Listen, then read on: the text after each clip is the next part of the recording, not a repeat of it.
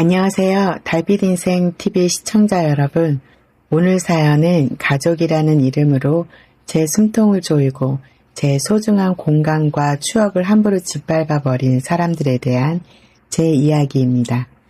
제가 친정엄마 병간호 때문에 2달 가까이 병원 생활을 하며 집을 비웠거든요. 그런데 그 사이 제 집에선 정말 기가 막힌 일이 벌어지고 있었습니다. 제가 없는 틈을 타서 시어머니가 떡하니 제 안방을 차지하신 것도 모자라 제겐 목숨처럼 소중한 친정아버지의 유품을 쓰레기 취급하며 싹 다 내다버리셨더라고요. 그리고 그걸 뻔히 알면서도 방관한 남편까지. 진짜 숨이 턱 막히고 억장이 무너져 내렸습니다. 제 피땀으로 악착같이 마련한 내 집인데 하루아침에 제가 이방인 취급을 받게 될 줄은 꿈에도 몰랐어요. 하지만 전 이대로 억울하게 당하고만 있지는 않았습니다. 이기적인 시어머니와 남편에게서 제 소중한 보금자리를 어떻게 다시 뺏어왔는지 지금부터 제 사연 한번 들어보시겠어요? 38. 프리랜서 기획자로 일하고 있는 제게 지금 살고 있는 아파트는 단순한 거주지 이상의 의미를 지니고 있습니다. 20대 후반부터 밤낮 없이 일하며 제 손으로 직접 인테리어와 가구 배치도까지 그려가며 꾸미고 청약과 대출을 꼼꼼히 알아본 끝에 온전히 제 명의로 마련한 첫 보금자리였으니까요. 집안 곳곳 제 손길이 닿지 않은 곳이 없었고 그만큼 이 공간에 대한 저의 애착은 남달랐습니다. 남편과 결혼을 결심했을 때 사실 주변에서는 우려의 목소리가 작지 않았습니다. 남편은 저보다 경제적인 기반이 약했고 과거 사업을 무리하게 벌이다 실패에 남은 채무와 좋지 않은 신용 문제까지 있었기 때문입니다. 하지만 제가 그 모든 조건의 차이를 덮어두고 이 사람과 평생을 함께하기로 결심했던 데에는 그가 보여준 다정함과 진심 어린 태도 때문이었습니다. 일찍 돌아가신 친정아버지의 빈자리를 누구보다 살뜰히 채워주려 노력했거든요. 결혼 후 처음 맞이했던 친정아버지의 기일이 아직도 생생하게 기억납니다. 제가 바쁜 업무로 제사장을 제대로 보지 못해 발을 동동 구르고 있을 때 남편은 반차까지 내고 시장을 돌아다니며 아버지가 생전에 좋아하시던 제철 과일과 귀한 약주를 양손 가득 사들고 왔습니다. 여보, 아버님 제사인데 허투루 올릴 수 없잖아. 장모님 혼자 고생하시게 두지 말고 앞으로 아버님 제사는 내가 알아서 다 챙길 테니까 당신은 걱정 마. 제사상 앞에서 정성스레 절을 올리고 눈시울이 붉어진 친정엄마의 손을 맞잡으며 위로하던 그 사람의 뒷모습을 보면서 저는 확신했습니다. 아, 이 사람이면 내 남은 인생을 믿고 맡겨도 되겠구나. 우리 엄마에게도 참 좋은 아들이 되어주겠구나. 그 굳건한 신뢰가 있었기에 저는 남편의 과거 채무 문제로 인해 결혼 전 부부 재산 약정서를 작성하고 집을 제 단독 명의로 확실히 해두면서도 그것이 우리 부부 사이에 어떤 벽이 될 것이라고는 꿈에도 생각하지 못했습니다. 그저 미래를 위한 최소한의 안전장치일 뿐이라고 여겼죠. 하지만 평온했던 저희의 일상에 갑작스러운 위기가 닥쳐왔습니다. 혼자 지내시던 친정엄마가 욕실에서 크게 미끄러지시면서 허리를 심하게 다치신 겁니다. 응급실로 달려갔을 때 의사 선생님의 표정은 무거웠습니다. 요추골절이 심각합니다. 연세도 있으시고 뼈가 많이 약해지신 상태라 즉시 수술에 들어가야 합니다. 수술 후에도 최소 2달은 병원에 입원하셔서 집중적인 재활 치료를 받으셔야 걸으실 수 있을 겁니다. 하늘이 무너지는 것 같았습니다. 아버지를 떠나보낸 후 제 세상의 전부나 다름없던 엄마가 고통 속에 누워 계신 모습을 보니 가슴이 찢어질 듯 아팠습니다. 외동딸인 저 외에는 엄마의 곁을 온전히 지킬 사람이 없었기에 저는 하던 일의 일정을 전부 뒤로 미루고 2달간 병원에서 숙식하며 간병을 전담하기로 마음먹었습니다. 간병에 필요한 짐을 챙기기 위해 허겁지겁 집으로 돌아온 날이었습니다. 캐리어에 제 옷가지와 세면도구를 쓸어 담고 엄마의 병원비 결제와 보험 처리에 필요한 서류들을 챙기기 위해 서재 구석에 둔 내와 금고를 열었습니다. 다이얼을 돌려 육중한 문을 열자 그 안에는 제가 평소 꼼꼼하게 관리해 오던 중요한 서류들이 가지런히 놓여 있었습니다. 저는 엄마의 서류를 꺼내면서 그 옆에 보관되어 있던 제 아파트의 단독명의 등기부등본과 남편의 자필 서명이 선명하게 남겨진 부부재산 약정서 공증 서류를 습관적으로 한 번 더 확인했습니다. 언제나 모든 서류를 완벽하게 통제하고 보관해야 마음이 놓이는 제 성격 탓이었습니다. 서류들이 안전하게 그 자리에 있는 것을 확인한 뒤 금고를 단단히 잠그고 집을 나섰습니다. 처음 병원 생활을 시작할 때만 해도 남편은 무척 협조적인 척을 했습니다. 퇴근길에 병원에 들러 과일 바구니를 내려놓고 가기도 하고 장모님 곁에는 당신밖에 없잖아. 집 걱정, 내 걱정은 하나도 하지 말고 장모님 재활에만 신경 써. 내가 주말마다 와서 교대해 줄 테니까 당신도 눈 좀 붙이고 라며 저를 다독여 주었습니다. 그 말에 저는 정말이지 눈물이 날 만큼 고마웠습니다.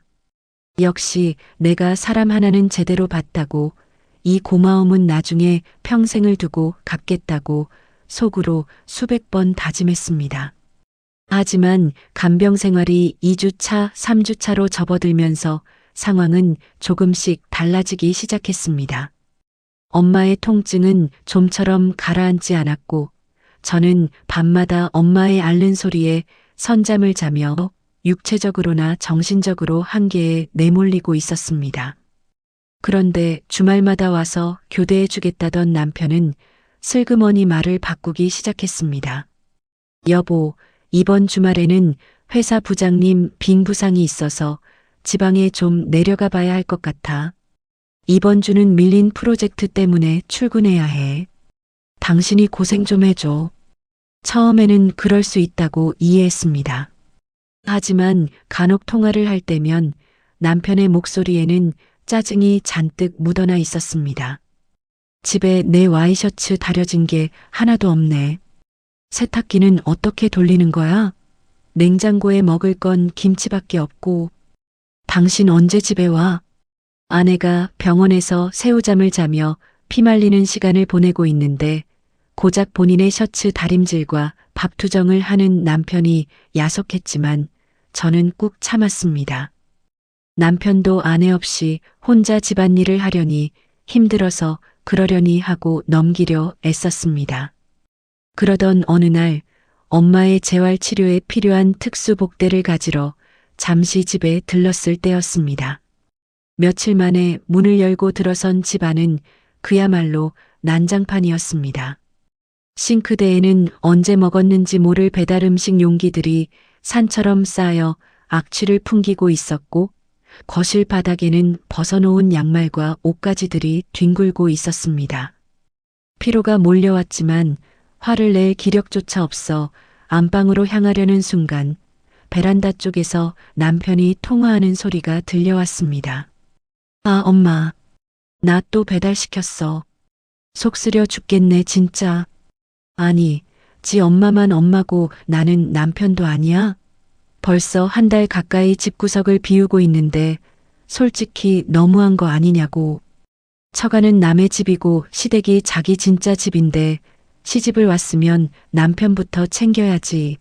집구석이 완전 돼지우리야. 밥 한 끼 안 차려주고 내 돈 벌어다지 엄마 병원비로 다 쓰는 거 아닌가 몰라. 그 순간 저는 제 귀를 의심했습니다.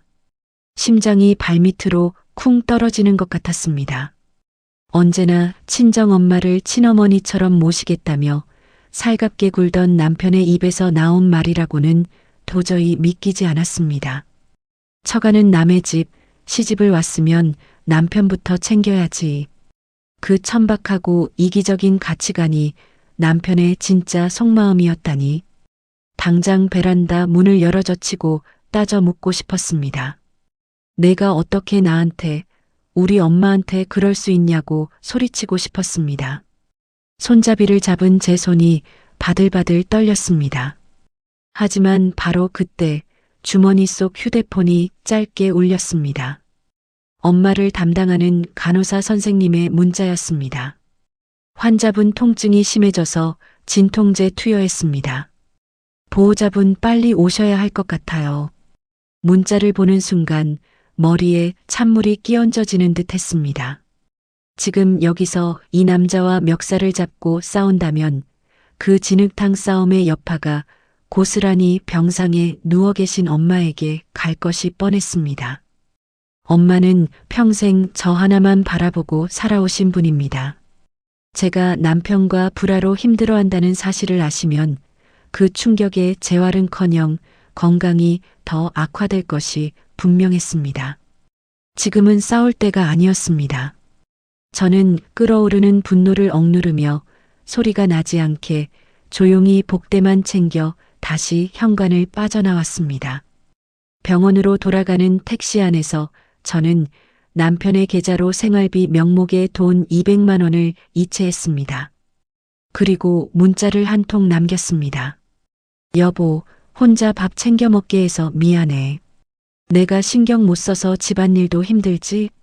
이 돈으로 당분간 반찬도 좀 사 먹고 셔츠는 세탁소에 맡겨. 엄마 조금만 안정되시면 내가 금방 갈게. 고마워. 비참했지만 이것이 제가 할 수 있는 최선의 선택이었습니다. 돈을 넉넉히 쥐어주며 미안하다고 굽히고 들어가면 최소한 남편이 집안일로 짜증을 내며 엄마의 간병을 방해하는 일은 없을 거라고 믿었으니까요.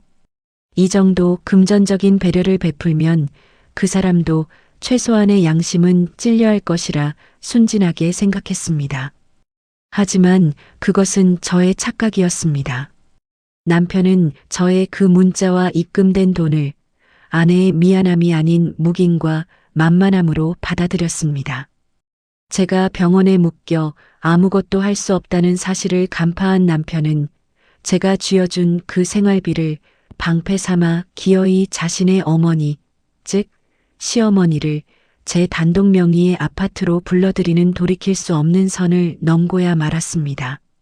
견고했던 신뢰가 무너져 내린 그 자리에 탐욕스러운 이기심이 다리를 틀기 시작한 순간이었습니다. 친정엄마의 병원 생활은 예상보다 훨씬 더디고 고통스럽게 흘러갔습니다. 수술 부위가 아물면서 본격적인 재활 치료가 시작되었지만 한 걸음을 내딛는 것조차 버거워하시는 엄마를 홀로 둘 수는 없었습니다. 저는 아예 병원 간이 침대에 제 거처를 마련하고 24시간 엄마 곁에 매달렸습니다. 제가 남편에게 쥐어준 생활비 덕분인지 아니면 그 통화 내용을 엿들은 제 직감대로 남편이 시댁 쪽에 끊임없이 불만을 토로한 덕분인지 남편은 한동안 집안일이나 자신의 불편함으로 저를 귀찮게 하지는 않았습니다. 저는 그것이 제가 베푼 금전적 배려에 대한 남편 나름의 타협이라고 믿고 싶었습니다. 비록 그 통화 내용이 가슴 한구석에 무거운 돌덩이처럼 남아 있었지만 가족이니까 내가 너무 집을 비워 예민해진 탓이겠거니 하며 애써 스스로를 다독였습니다. 그렇게 집을 비운 지 꼬박 한 달이 다 되어갈 무렵이었습니다. 계절이 바뀌면서 엄마에게 입힐 두꺼운 카디건과 제 여벌 옷, 그리고 병원비 중간 정산에 필요한 추가 서류들을 챙기기 위해 오랜만에 집으로 향했습니다. 지칠 대로 지친 몸을 이끌고 익숙한 제 아파트 공동 현관을 지나 도어록 비밀번호를 누르려던 참이었습니다. 삐릭하는 경쾌한 소리와 함께 문이 열리고 집 안으로 들어선 순간 저는 제 눈을 의심할 수밖에 없었습니다. 항상 깔끔하게 비워져 있던 현관에는 굽이 낮은 낯선 꽃무늬 단아한 켤레가 덩그러니 놓여 있었습니다. 집안에서는 정체 모를 퀴퀴한 한약 다리는 냄새가 진동했고 거실 쪽에서는 시끌벅적한 텔레비전 소리가 울려 퍼지고 있었습니다. 신발을 벗을 새도 없이 굳어버린 제 시선 끝에 거실 소파에 편안하게 누워 홈쇼핑 채널을 보고 있는 시어머니의 뒷모습이 들어왔습니다. 어머님? 어머님이 여기 어떻게? 제 목소리에 화들짝 놀란 시어머니가 몸을 일으켰습니다.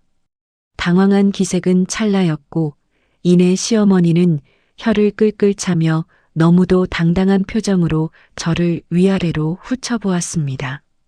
아이고, 깜짝이야. 연락도 없이 웬일이니?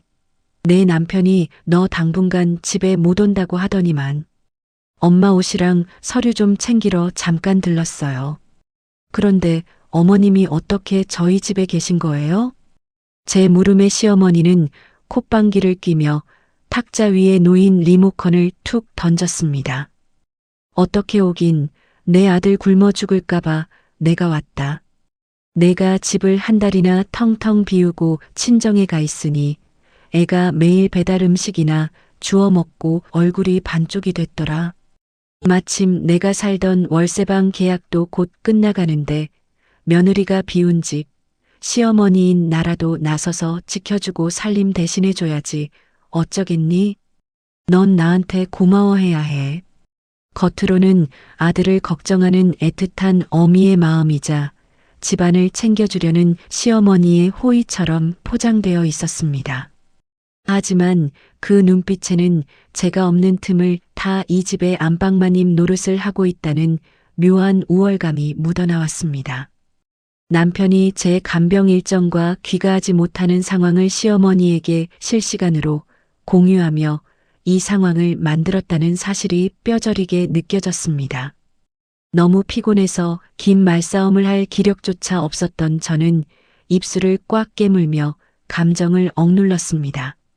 네, 고생하시네요. 저 옷만 챙겨서 바로 병원 가볼게요. 짧게 대답하고는 서둘러 안방으로 발걸음을 옮겼습니다. 더 이상 거실에 머물다가는 참았던 화가 터져 나올 것 같았기 때문입니다. 하지만 안방 문을 열고 불을 켠 순간 저는 자리에 우뚝 멈춰 서고 말았습니다. 제 눈앞에 펼쳐진 광경은 거실의 낯선 신발이나 한약 냄새와는 비교도 할 수 없을 만큼 충격적이었습니다. 방의 구조가 묘하게 바뀌어 있었습니다. 창가 쪽에 조화롭게 배치해 두었던 제 화장대가 흔적도 없이 사라져 있었고 제가 결혼 전부터 큰맘 먹고 구매에 애지중지하던 고가의 침대 매트리스 대신 출처를 알 수 없는 딱딱하고 촌스러운 꽃무늬 요솜이 깔려 있었습니다. 화장대가 있던 자리에는 시어머니의 낡은 옷가지들이 담긴 종이 상자들이 흉물스럽게 쌓여 있었습니다. 머릿속이 하얘졌습니다. 다급하게 주머니에서 휴대폰을 꺼내 남편에게 전화를 걸었습니다. 신호음이 몇 번 울리지 않아 남편이 전화를 받았습니다. 여보, 웬일이야? 당신 지금 안방 내 화장대랑 침대 매트리스 어떻게 된 거야? 왜 다 없어지고 어머님 짐이 여길 차지하고 있어?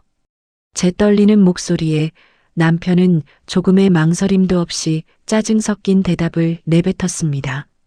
아, 그거? 엄마가 거기서 주무시는데 당신 매트리스는 너무 푹신해서 허리가 아프시단 말이야. 화장대도 너무 커서 엄마 아침에 스트레칭 하는데 방해된다고 하시고 어차피 당신 지금 집에 와서 자지도 않고 화장대 쓰지도 않잖아. 그래서 엄마 쓰시기 편하게 내가 당근마켓에 중고로 팔아서 처분했어. 잘했지? 숨이 턱 막혔습니다. 뭐? 그걸 왜 당신 맘대로 팔아? 그게 어떤 건데 내 허락도 없이 남의 물건을 마음대로 팔아치워? 제가 언성을 높이자 어느새 안방 문 앞에 다가와 팔짱을 끼고 서 있던 시어머니가 대화에 끼어들었습니다.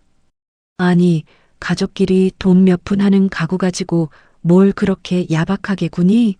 내가 이 나이에 며느리 빈자리 채우려고 남의 집 와서 밥 해주고 빨래해주면 그깟 가구나 편한 대로 좀 바꾸면 안 되는 거냐? 시집을 왔으면 시어머니 모시는 게 먼저지. 물건 쪼가리 하나 없어졌다고 남편한테 소리를 질러대. 넌 친정에서 가정교육을 그따위로 받았니? 전화기 너머 남편 역시 시어머니의 말에 동조하듯 목소리를 높였습니다. 엄마 말이 맞아. 당신 엄마 간병하느라 예민해진 건 알겠는데 선은 넘지 마. 우리 엄마가 당신 대신 고생해 주시는데 그깟 매트리스 하나 바꾼 걸로 사람 피곤하게 할래? 나 일해야 하니까 끊어. 뚝 하고 끊어진 통화음이 귓가에 윙윙거렸습니다. 제 동의 없이 뻔뻔하게 가구를 팔아치운 남편, 제 물건을 쓰레기 취급하며 폭언을 쏟아내는 시어머니. 그들에게는 제가 피땀 흘려 마련한 이 공간에 대한 존중도 제 소유물에 대한 예의도 전혀 없었습니다. 겉으로는 저를 도와 집을 돌본다는 명분을 내세웠지만 실상은 제가 비운 집을 완벽하게 통제하고 자신들의 입맛대로 바꾸어 버린 폭력이었습니다. 심장이 미친 듯이 뛰고 손끝이 파르르 떨렸습니다. 당장이라도 경찰을 부르고 시어머니의 짐을 창밖으로 내던지고 싶었습니다. 하지만 이내 서늘한 이성이 분노를 억눌렀습니다. 남편이 중고 거래로 제 가구를 팔아넘겼다는 사실 하나가 제 머릿속에 경고등을 켰습니다. 눈에 띄는 큼직한 가구들을 팔아치웠다면 안방 구석구석 혹은 베란다나 창고에 둔 내 다른 소중한 짐들은 과연 무사할까? 이 사람들이 안방을 차지하기 위해 내 물건들을 도대체 어떻게 처리한 걸까? 지금 당장 이들과 감정적으로 부딪혀 쫓아내려 해봤자 가족 간의 다툼으로 치부될 뿐이라는 것을 직감했습니다. 무언가 더 확실하고 끔찍한 진실이 이 집 어딘가에 숨겨져 있을 것만 같았습니다. 저는 입술을 지식이듯 깨물며 끓어오르는 감정을 꿀꺽 삼켰습니다. 알겠어요. 제가 엄마 때문에 며칠 잠을 못 자서 예민했나 보네요. 어머님 편하신 대로 하세요. 전 옷만 챙겨서 가볼게요. 제가 갑자기 고분고분하게 나오자 시어머니는 승리감에 도취된 듯한 미소를 지으며 거실로 콧노래를 흥얼거리며 돌아갔습니다. 저는 옷장에 남아있는 제 옷가지들을 가방에 쑤셔 넣으면서 싸늘하게 가라앉은 눈으로 방 안을 천천히 훑었습니다. 겉으로는 물러서는 척했지만 제 머릿속은 이미 다음 단계를 향하고 있었습니다. 이들이 건드리지 말아야 할 선을 넘었다는 사실을 제 두 눈으로 전부 확인해야만 했습니다. 잃어버린 가구 외에 진짜로 소중히 여기던 제 흔적들이 어떻게 되었는지 샅샅이 찾아내야겠다는 결심이 서늘하게 굳어지고 있었습니다. 시어머니를 거실에 남겨둔 채 안방 문을 닫고 선 저는 가방에 옷을 쑤셔 넣던 손을 멈추고 숨을 골랐습니다. 남편이 제 아끼던 가구를 중고로 팔아버렸다는 사실은 그저 신호탄에 불과하다는 불길한 예감이 온몸을 휘감았습니다. 눈에 띄는 큰 가구들을 마음대로 처분했다면 화장대 서랍 속에 있던 내 물건들, 침대 밑에 보관해 두었던 소중한 짐들은 도대체 어디로 간 걸까? 저는 가방을 바닥에 내려놓고 조심스럽게 안방을 뒤지기 시작했습니다. 붙박이장을 열어보니 제 옷들이 있어야 할 자리에는 시어머니의 철 진한 옷들이 빽빽하게 걸려 있었습니다.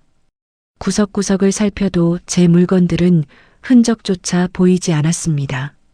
서재와 작은 방까지 샅샅이 뒤졌지만 그곳 역시 시어머니의 자질구레한 짐들로 채워져 있거나 텅 비어 있었습니다. 마치 처음부터 이 집에 제가 살았던 흔적을 지워버리려는 듯 제 소중한 물건들은 집 안 어디에도 남아있지 않았습니다. 그때 뇌리를 스치는 곳이 있었습니다. 아파트 지하에 있는 세대별 창고였습니다. 평소에는 환기가 잘 되지 않아 눅눅하고 습해서 계절 용품이나 버리기 직전에 잡동사니만 넣어두는 곳. 설마 하는 마음에 저는 떨리는 손으로 현관을 빠져나와 엘리베이터를 타고 지하로 내려갔습니다. 퀴퀴한 지하실 특유의 냄새가 코를 찌르는 복도를 지나 저희 호수가 적힌 창고 문 앞에 섰습니다. 녹슨 자물쇠를 열고 뻑뻑한 문을 당기는 순간 저는 그 자리에 주저앉을 뻔했습니다. 어두침침하고 습기로 가득 찬 창고 바닥에는 종이상자 몇 개와 커다란 비닐봉투들이 아무렇게나 내팽개쳐져 있었습니다. 창고 벽면에는 누수로 생긴 물자국이 길게 번져 있었고 상자 밑바닥까지 축축하게 젖어 있었습니다.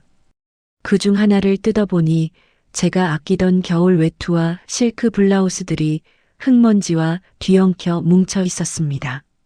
하지만 저를 정말 미치게 만든 것은 그 옆에 아무렇게나 엎어져 있는 낡은 나무 상자였습니다. 그 상자는 제가 세상에서 가장 소중하게 여기는 보물 상자였습니다. 일찍 돌아가신 친정아버지가 생전에 차고 다니시던 손목시계, 제가 대학에 입학했을 때 아버지가 당신의 이름표를 떼어 물려주신 만년필, 그리고 우리 세 식구가 환하게 웃고 있는 낡은 가족사진이 담긴 유품 상자였으니까요. 화장대 맨 아래 칸에 누구의 손도 닿지 않게 고이 간직해 두었던 그것이 왜 이 습기 찬 지하실 바닥에 뒹굴고 있는지 믿을 수가 없었습니다. 떨리는 양손으로 나무 상자를 열었습니다. 아, 아빠. 입에서 짐승의 신음 같은 소리가 새어나왔습니다. 뚜껑을 여는 순간 확 풍기는 곰팡이 냄새. 상자 내부에 깔려있던 고급 벨벳 천에는 시퍼런 곰팡이가 잔뜩 피어 있었고 아버지가 쓰시던 만년필에는 녹이 슬어 있었습니다. 무엇보다 저를 무너뜨린 것은 습기를 먹어 형체도 없이 부풀어 오르고 서로 엉겨 붙어버린 가족사진이었습니다. 아버지의 웃는 얼굴 위로 피어난 얼룩을 소매로 미친 듯이 닦아내려 했지만 사진은 이미 흉측하게 훼손되어 바스라질 뿐이었습니다. 가슴이 갈기갈기 찢어지는 것 같았습니다. 숨을 쉴 수가 없었습니다. 아버지가 돌아가셨을 때보다 더한 고통과 모멸감이 밀려왔습니다. 저는 그 유품 상자를 품에 끌어안고 짐승처럼 울부짖다가 문득 정신을 차리고 상자가 놓여있던 위치와 젖은 바닥, 곰팡이가 번진 유품을 휴대폰으로 빠짐없어 촬영했습니다. 그러고는 치밀어 오르는 분노를 주체하지 못하고 상자를 든 채 위층으로 뛰어 올라갔습니다. 어머님, 이게 뭡니까? 이게 도대체 뭐냐고요? 현관문을 거칠게 열어젖히고 거실 탁자 위에 곰팡이가 핀 유품 상자를 패대기 치듯 올려놓았습니다. TV를 보며 콧노래를 부르던 시어머니가 깜짝 놀라 자리에서 펄쩍 뛰었습니다. 아이고, 깜짝이야. 너 지금 시어미 앞에서 눈을 그렇게 부릅뜨고 무슨 행패냐? 행패요? 제 물건들을 그 습기 찬 지하 창고에 쓰레기처럼 처박아 둔 게 누군데요? 다른 건 다 참아도 우리 아빠 유품을, 이 소중한 사진을 이렇게 곰팡이 슬게 내버려둬요? 남의 집 와서 주인 행세하는 것도 모자라서 이제 남의 물건까지 쓰레기 취급합니까? 제가 눈물을 쏟으며 소리를 지르자 시어머니는 잠시 당황하는 듯 하더니 이내 눈썹을 치켜 세우며 적반하장으로 소리쳤습니다. 아니, 이 기집애가 어디서 어른한테 눈을 똑바로 뜨고 대들어? 쓸데없이 공간만 차지하는 짐덩어리들. 좀 치워놨다고 유세는. 시집 왔으면 시어머니 모시는 게 먼저지. 다 죽은 친정 애비 물건이 뭐가 중요하냐? 넌 죽은 귀신이 시어미보다 윗전이냐? 다 죽은 친정 애비 물건. 그 잔인한 말이 제 심장에 비수처럼 꽂혔습니다. 그때였습니다. 현관문 도어록 소리가 울리더니 퇴근한 남편이 집 안으로 들어섰습니다.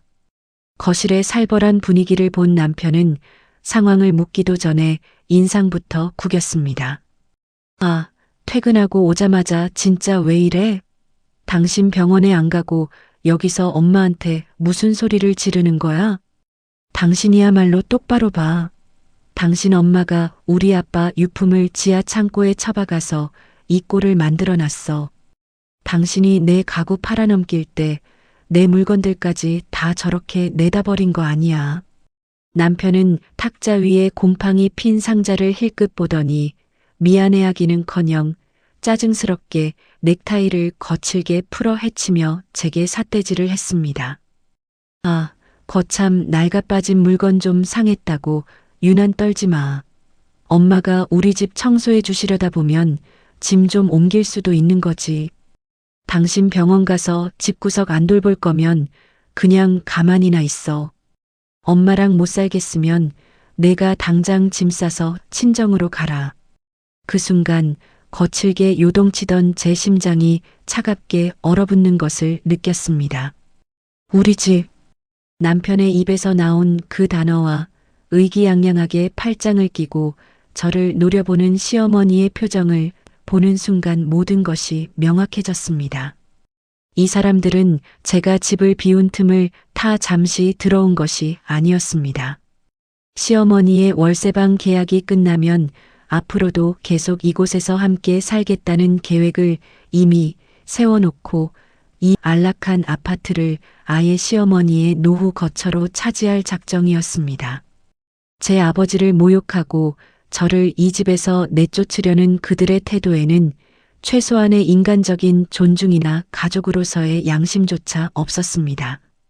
지금 당장 이들과 머리채를 잡고 싸운다 한들 악다구니를 쓰는 며느리와 극성맞은 시어머니의 흔한 고부 갈등으로 비춰질 뿐이었습니다.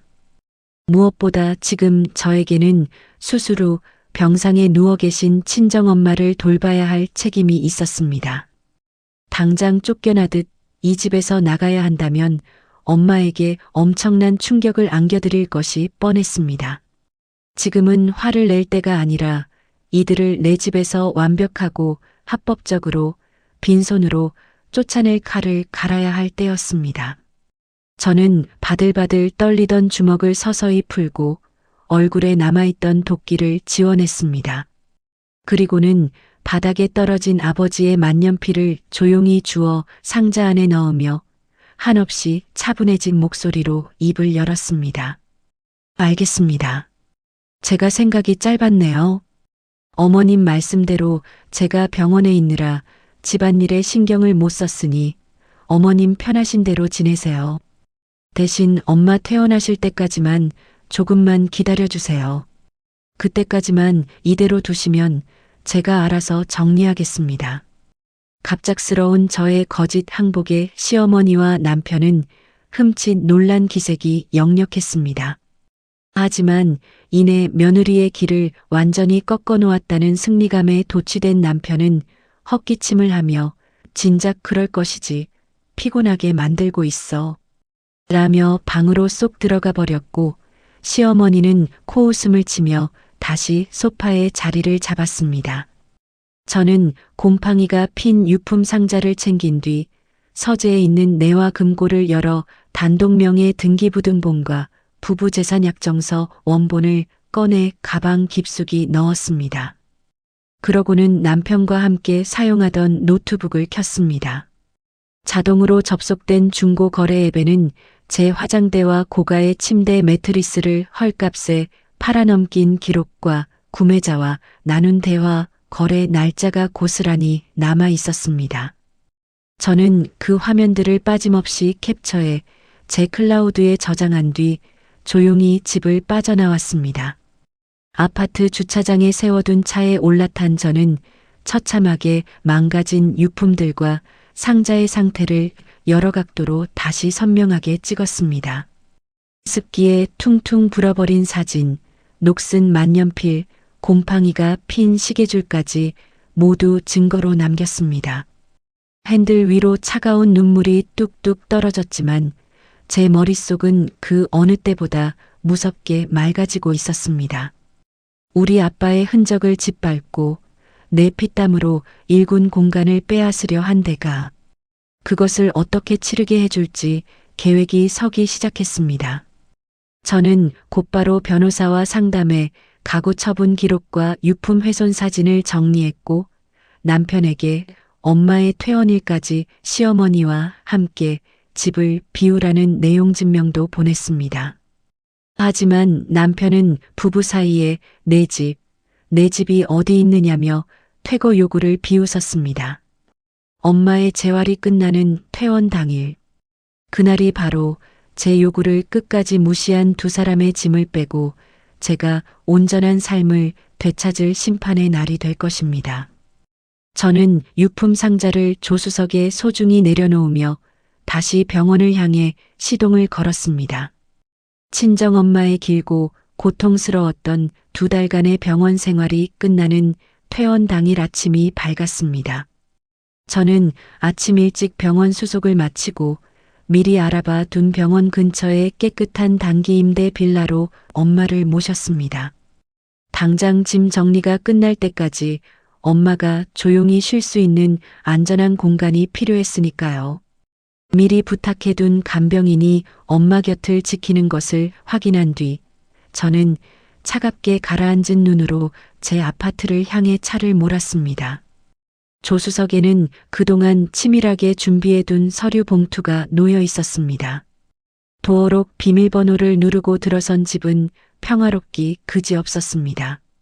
주말 아침이라 남편은 안방에서 늘어지게 늦잠을 자고 있었고 시어머니는 거실에서 콧노래를 흥얼거리며 제가 예전에 쓰던 그릇들을 상자에 담아 치우고 있었습니다.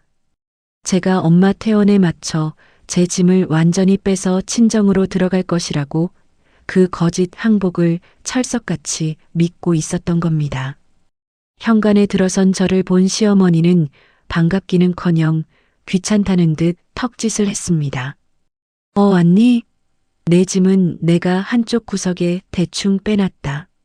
내 애미 퇴원한다며? 그럼 이제 이 집에는 얼씬도 안 할 테니 현관 비밀번호나 내놓고 가라. 내 아들 밥도 안 챙기는 며느리가 비번 알고 들락거리면 내 마음이 불편해서 안 되겠다. 그 당당하고 오만한 얼굴을 보며 저는 조용히 미소 지었습니다. 어머니, 안방에 짐 풀지 마세요. 오늘 2분 다 쫓겨나실 거니까요. 제 말에 시어머니가 눈을 동그랗게 뜨며 입을 삐죽이려는 찰나 창밖에서 덜컹거리는 육중한 트럭 엔진 소리가 들려왔습니다. 곧이어 현관 인터폰이 요란하게 울렸습니다. 화면에는 작업복을 입은 건장한 남성 여러 명이 서 있었습니다.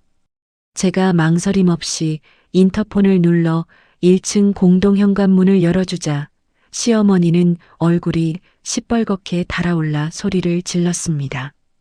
너 지금 뭐 하는 짓이냐? 설마 내 친정 애미짐을 기어코 이 집으로 끌고 들어오는 거냐? 시집 왔으면 시어머니 모시는 게 먼저지. 어디서 다 늙은 친정 애미를 내 아들 집에 들이려고. 기다려보세요, 어머니. 누구 짐을 빼러 온 건지 금방 아시게 될 테니까요. 엘리베이터 문이 열리고 쿵쾅거리는 발소리와 함께 이삿짐 센터 직원 5명이 현관으로 들이닥쳤습니다. 동시에 창밖으로 사다리차가 윙윙거리며 베란다 창문을 향해 올라오고 있었습니다. 소란스러운 소리에 잠이 깬 남편이 부스스한 머리로 안방 문을 열고 나오다 거실을 꽉 채운 인부들을 보고 기겁을 했습니다. 여보, 이게 다 무슨 일이야? 이 사람들은 다 뭐고? 이삿짐 센터 팀장이 작업지 시설을 확인하며 제게 물었습니다. 고객님 맞으시죠? 오늘 옮기기로 한 남편분과 시어머니 짐이 어느 쪽입니까? 밖에 짐을 보관 창고로 옮길 차량도 대기시켜놨습니다.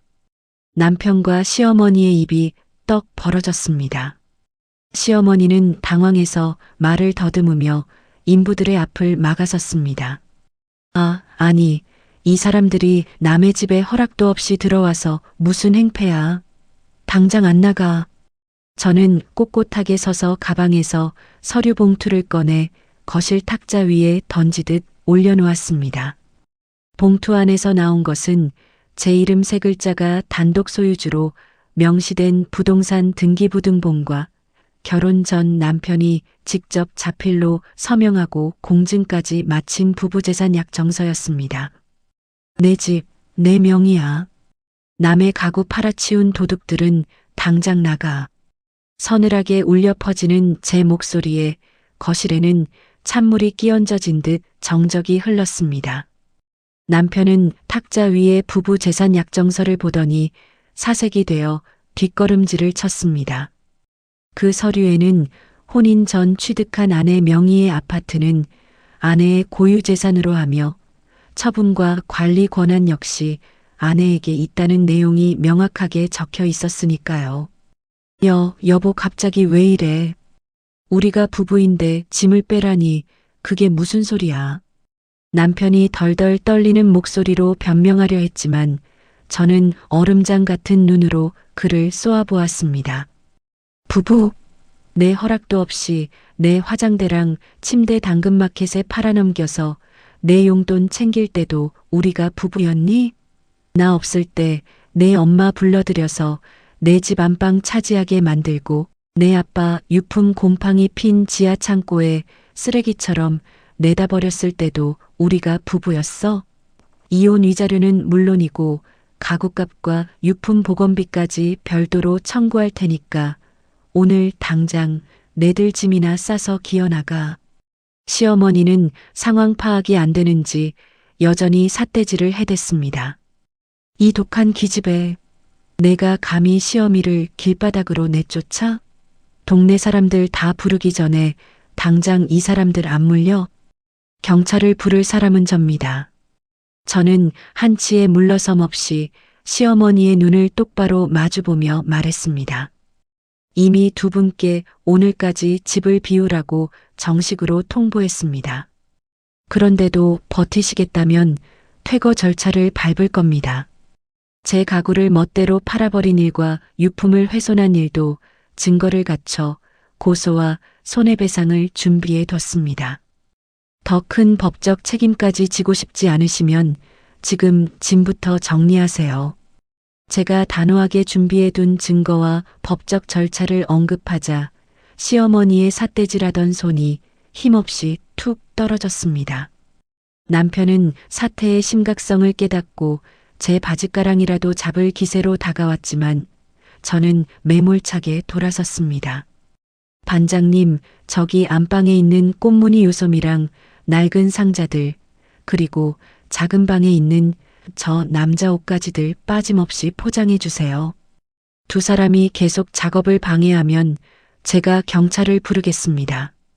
제 말이 끝나기 무섭게 시어머니가 인부들 앞을 가로막았고 남편까지 제 팔을 붙잡으려 했습니다.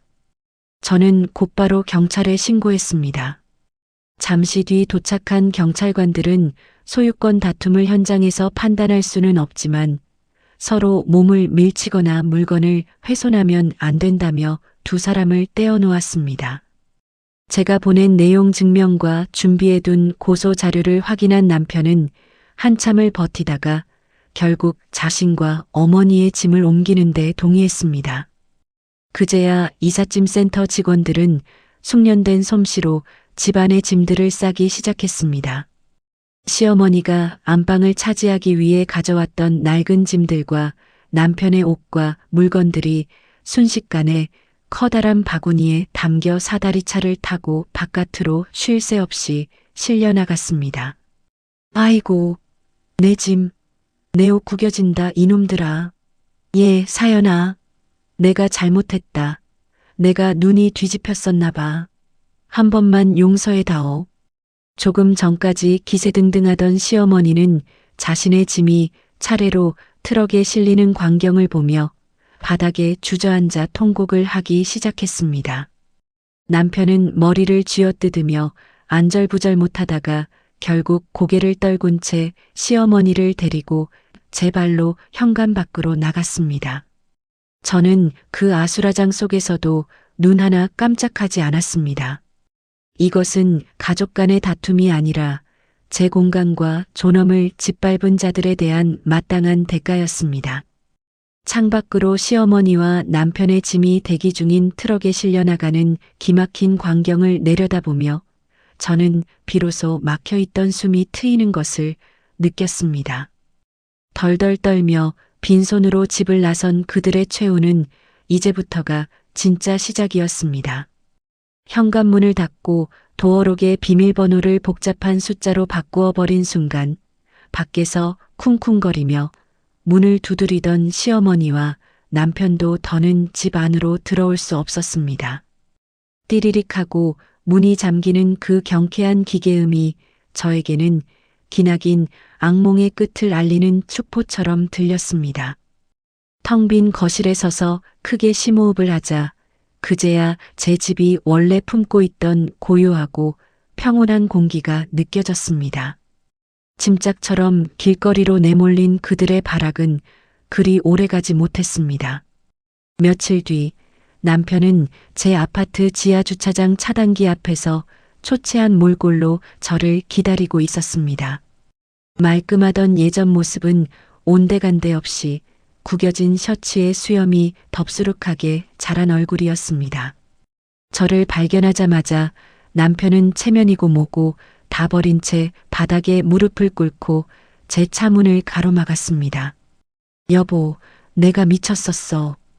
엄마가 하도 옆에서 닥달을 하니까 내가 잠시 어떻게 됐었나 봐. 당신 가구 판 돈은 내가 대출을 받아서라도 2배, 3배로 갚을게. 그러니까 이혼만은 제발 다시 생각해줘. 내가 앞으로 장모님한테 평생 기면서 살게. 눈물 콧물을 흘리며 애원하는 남편의 모습은 참으로 비참했지만 제 마음에는 일말의 동정심도 일지 않았습니다. 겉으로는 효도와 가족을 내세우면서 속으로는 제 경제력의 기생에 평생을 편하게 살아보려던 그 얄팍한 밑바닥을 이미 두 눈으로 똑똑히 보았으니까요. 저는 차 창문을 반쯤 내리고 조수석에 미리 준비해 두었던 두툼한 서류 봉투를 툭 던졌습니다. 대출받을 곳이 남아있기는 해. 여기 법원에 접수한 이혼소송 서류 사본하고 내 가구를 마음대로 팔아치운 일과 우리 아빠 유품을 훼손한 일에 대한 손해배상 청구서야. 당근마켓 거래 내역, 구매 기록, 지하 창고에 곰팡이 핀 유품 사진까지 증거는 빠짐없이 첨부했어. 이혼 위자료와 가구값, 유품 보건비를 각각 청구했으니 그 돈 갚으려면 이제 내 엄마 모시고 평생 투잡, 쓰리잡 뛰며 살아야 할 거야. 내 공간에 기생할 생각 말고 이제 내 힘으로 내 엄마 모시면서 진짜 효도해봐. 서류를 받아든 남편의 손이 사시나무 떨리듯 흔들렸습니다. 저는 더 이상 대꾸할 가치조차 느끼지 못해 창문을 올리고 그대로 차를 출발시켰습니다. 백미러 너머로 주저앉아 머리를 쥐어뜯는 남편의 모습이 멀어져 갔습니다. 그것이 제가 그 남자와 나눈 마지막 대화이자 완벽한 관계의 단절이었습니다. 현실적인 후폭풍은 그들의 예상보다 훨씬 참혹했습니다. 능력 있는 아내의 번듯한 집에서 안방마님 노릇을 하며 평생 대접받을 줄 알았던 시어머니의 노후 계획은 산산조각이 났습니다. 그로부터 몇 달 뒤 이혼 조정이 성립되었고 남편은 제가 청구한 위자료와 가구, 매각대금, 유품 복원에 들어간 비용까지 부담하게 되었습니다. 기존 채무까지 남아있던 남편은 결국 감당하기 힘든 빚을 떠안았습니다.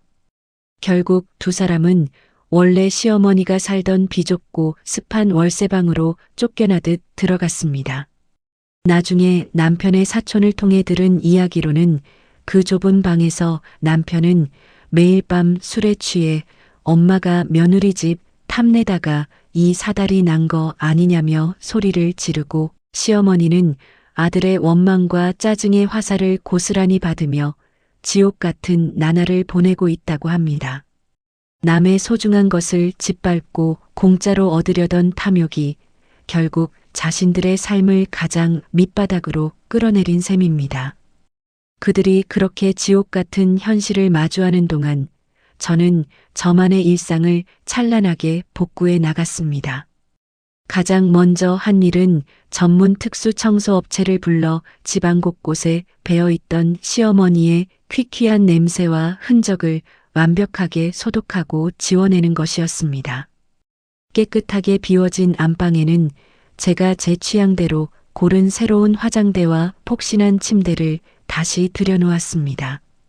무엇보다 가장 공을 들인 것은 훼손된 친정아버지의 유품이었습니다. 보건 전문 업체를 수소문해 서로 엉겨붙은 가족 사진은 남아있는 부분과 예전에 보관해 둔 사진 파일을 바탕으로 디지털 복원해 새 액자에 담았고 곰팡이가 피었던 만년필과 시계도 전문가에게 맡겨 분해 세척과 수리를 받았습니다. 완전히 예전 모습으로 돌아오지는 못했지만 반짝이는 아빠의 시계를 화장대 위에 고이 올려두던 날, 저는 비로소 참았던 눈물을 시원하게 흘리며 완벽한 홀로서기를 실감했습니다.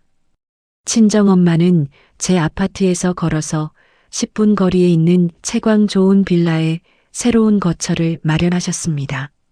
엄마가 다치셨던 오래된 집에 전세 보증금을 돌려받고 제가 부족한 금액을 보태 무리 없이 감당할 수 있는 선에서 새 전셋집을 얻어드렸습니다. 엄마는 그곳에서 텃밭도 가꾸고 동네 친구분들도 사귀시며 빠르게 건강을 회복하셨습니다. 주말이면 엄마와 함께 공원을 산책하고 제 집으로 와서 깨끗해진 거실에 마주 앉아 따뜻한 차를 마십니다. 잃어버릴 뻔했던 제 소중한 공간과 주도권을 오롯이 제 힘으로 지켜냈기에 지금 저희 모녀가 누리는 이 평온함은 그 무엇보다 단단하고 아름답습니다. 이 끔찍한 일련의 사건을 겪어내고 나니 제 삶에서 무엇이 진짜 중요한지 너무나 선명해졌습니다. 가족이라는 이름표를 달고 있다고 해서 내 시간과 공간, 그리고 내 소중한 추억을 함부로 훼손할 권리는 그 누구에게도 주어지지 않는다는 것을 뼈저리게 배웠습니다. 혹시라도 지금 핏줄이나 부부라는 이유만으로 상대방의 무례함과 이기심을 무조건 인내하며 자신의 자리를 내어주고 계신 분이 있다면 감히 말씀드리고 싶습니다. 여러분이 피땀 흘려 일군 공간과 삶의 주도권은 오직 여러분 자신의 것입니다. 썩은 가지는 잘라내야 비로소 새순이 돋아나듯 저 역시 지독한 인연을 끊어내고 나서야 진짜 제 인생의 주인이 될 수 있었습니다. 지금 저는 따뜻한 햇살이 들어오는 제 거실에서 건강을 되찾은 친정 엄마와 함께 갓 내린 커피를 마시며 이 사연을 마무리하고 있습니다. 제가 되찾은 이 평온한 일상이 여러분에게도 작은 용기가 되기를 진심으로 바랍니다. 오늘 제가 들려드린 이야기에 공감하셨다면 구독과 좋아요 그리고 따뜻한 응원의 댓글 부탁드립니다. 여러분의 온전하고 당당한 내일을 언제나 응원하겠습니다. 감사합니다.